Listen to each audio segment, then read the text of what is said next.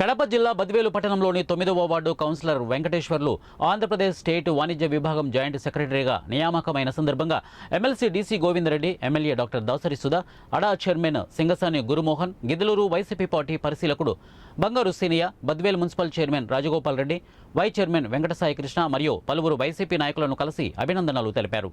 ఈ సందర్భంగా వారు మాట్లాడుతూ ఈ అవకాశాన్ని కల్పించిన ముఖ్యమంత్రి YS Jaganmohan Reddy, MP Avinash Reddy, MLC DC Govinda Reddy, MLA doctor Dasari సుధాకు మరియు వైసీపీ నాయకులకు అభినందనలు తెలిపారు. నమ్మకంతో ఇచ్చిన పదవిని పార్టీ అభివృద్ధి కోసం కృషి చేస్తామని తెలిపారు.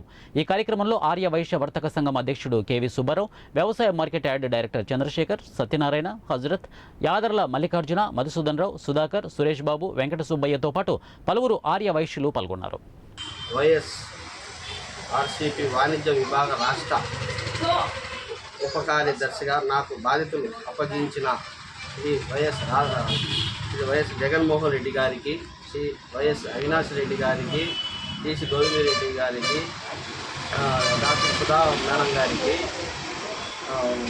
ప్రసాద్ గారికి, మురళీ కృష్ణ అన్న గారికి, యువ చంద్రశేఖర్ గారికి, పులివెందుల మిట్ట కర్ణాకర్ గారికి నా కృతజ్ఞతలు తెలుపుకుంటున్నాను. ఇచ్చిన ఈ అవకాశాన్ని సద్వినియోగం చేసుకుంటానని తెలియపరుచుకుంటున్నాను.